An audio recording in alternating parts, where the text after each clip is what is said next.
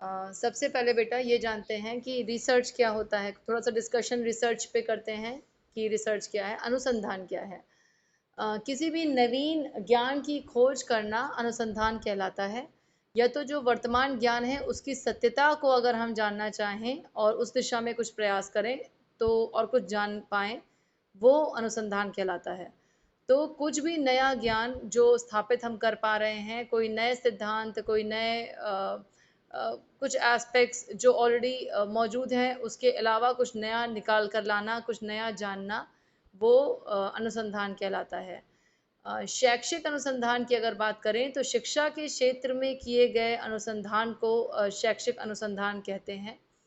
अनुसंधान की आवश्यकता इसलिए पड़ती है क्योंकि जो चीज़ें प्रचलित हैं या जो चली आ रही हैं, डेफिनेटली वो वर्तमान समय में उतना नहीं यूज़ में है या नहीं कार्य दे पा रही हैं जिसके लिए वो बनी हुई थी।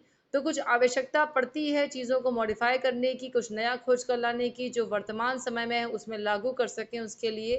तो इसलिए हम अनुसंधान करते हैं। अगर शिक्षा की बात करें, शिक्षा भी एक प्रक्रिया है और ये प्रोसेस टीचिंग लर्निंग प्रोसेस जो है ये समय-समय पे कई शेप लेता रहा है, कई बार मॉडिफाई होता रहा है, चेंज होता रहा है समय के साथ-साथ।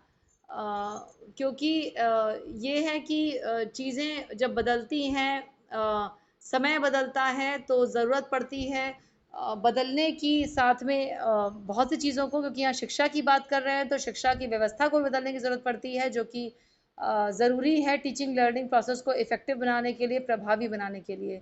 तो शिक्षा के क्षेत्र में भी अनुसंधान इसीलिए आवश्यक हो जाते हैं, ज़रूरी हो जाते हैं और लगातार होते रहते हैं।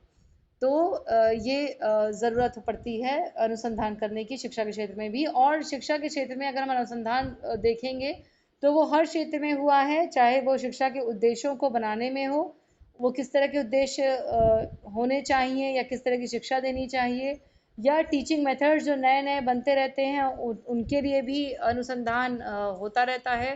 कौन से टीचिंग मेथड ज़्यादा अच्छे हैं, ज़्यादा उपयोगी हैं, जो इस समय ज़्यादा प्रभावी हो सकते हैं, उनको भी देखा जाता है, उनको पता किया जाता है, नए मेथड्स ढूँढे जाते हैं। तो इस तरह के भी अनुसंधान होते हैं।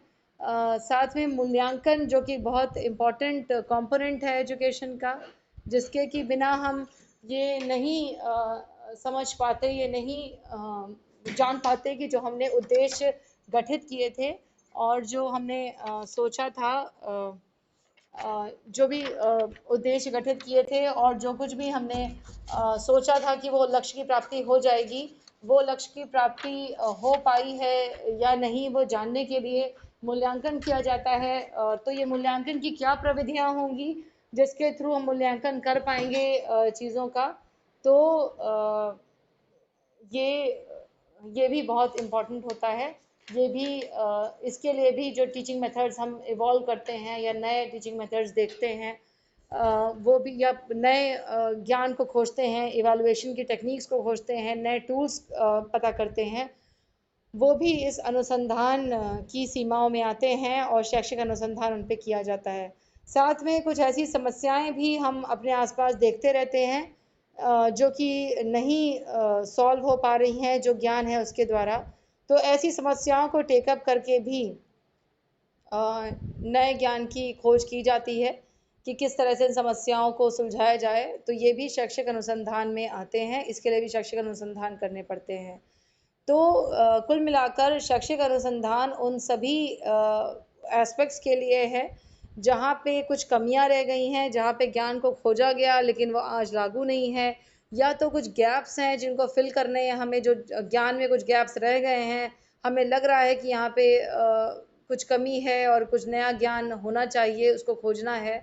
या कोई ऐसा ज्ञान है जिसको हमें उसकी सत्यता देखनी है, कोई किसी ने स्थापित कर रखा है ज्ञान, किसी ने इनोवेट किया है, कुछ नई डिस्कवरीज की हैं ज्ञान की, और वो हमें शिक्षा के क्षेत्र में देखनी है, तो वो भी अनुसंधान में कवर होता है।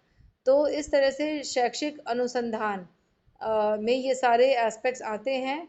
और ये शैक्षिक अनुसंधान, देखिए वैसे जो शिक्षा है वो सोशल साइंस कही जाती है। जब इसको हम सोशल साइंस कहते हैं तभी इसको हम वैज्ञानिक आधार दे देते हैं। जब हम किसी चीज़ को वैज्ञानिक आधार दे देते हैं तब हम उसके बारे में वैज्ञानिक तरीके से स्टेप बाय स्टेप लॉजिकली चल के कुछ नया ज्ञान ला सकते हैं, कुछ नया ज्ञान स्थापित कर सकते हैं, और ये काम अनुसंधान के थ्रू होता है। तो वो सारी चीज़ें शिक्षा के क्षेत्र में जिनको हम साइंटिफिक बेस प्रदान कर सकते हैं, वो शैक्षिक अनुसंधान के अंतर्गत आती हैं। अनुसंधान में वो क्षेत्र नहीं आते हैं जिनको साइंटिफिक बेस नहीं प्रदान किया जा सकता, इसलिए उन पे अनुसंधान नहीं करते और उनको अनुसंधान से परे रखते हैं। जहाँ जहाँ पे हम सोच पाते हैं, लॉजिकली रख पाते हैं, स्टेप बाय स्टेप चल पाते हैं और किसी निष्कर्ष तक पहुँच सकते हैं, वही सारी चीज़ें अनुसंधान में आएंगी। शिक्षा के क्षेत्र में अगर हैं तो शैक्षिक अनुसंधान में आएंगी, किसी और क्षेत्र में है, किसी और विषय में है तो उसके अनुसंधान में आएंगी। लेकिन शिक्षा एक ऐसा क्षेत्र है जो सारे विषयों को कवर करता है कहीं ना कहीं, इसलिए शिक्षा एक बहुत व्यापक विषय है जिसमें बहुत सारे विषयों में जो कमियां रह गई हैं, जो गैप्स रह गए हैं या कुछ नया खोज कर निकालना है, वो सारी चीज़ें हम शैक्षिक अनुसंधान में निकालते हैं। जो भी फिलॉसफीज़ बदलती आई हैं समय के साथ, जो भी साइकोलॉजीज़ चेंज हुई हैं, तकनीकी बढ़ी है, इन सब की वजह से भी जिस तरह से शिक्षा का स्वरूप होना चाहिए, शिक्षा के उद्देश्यों में जो परिवर्तन होना चाहिए, शिक्षा के मेथड्स में जो परिवर्तन होना चाहिए, वो सारी चीज़ें शैक्षिक अनुसंधान में आती रही हैं, हमेशा से इसको करते रहे हैं। जब भी समय बदला है, नए ज्ञान का सृजन हुआ है, किस तरह से बच्चों से बात की जाए, किस तरह से बच्चों को पढ़ाया जाए, किस तरह से जो हमारे स्टूडेंट्स हैं वो ज़्यादा समझेंगे, उनका अधिगम या लर्निंग किस तरह से एनहांस होगी, इन सारे विषयों पे हमेशा से शोध होता रहा है और जाना जाता रहा है। तभी वैदिक कालीन युग से अगर आज का समय देखें, बहुत बार शिक्षा का स्वरूप बदला है, शिक्षा चेंज हुई है और इस शिक्षा को बदलने में सारी चीज़ें बदली हैं, मेथड्स बदले हैं, कम्युनिकेशन बदला है, गुरु शिष्य का जिस तरह से कम्युनिकेशन होता है उसमें भी बदलाव आया है। पहले अगर आप वैदिक कालीन युग की बात करें, किसी और तरह से शिक्षा की व्यवस्था थी, आज के युग में अलग तरह की शिक्षा व्यवस्था है। शिक्षा व्यवस्था शिक्षक केंद्रित से होकर छात्र केंद्रित तक गई है। ये इसीलिए हुआ है क्योंकि छात्र केंद्रित शिक्षा को ही ज़्यादा अच्छा माना गया है।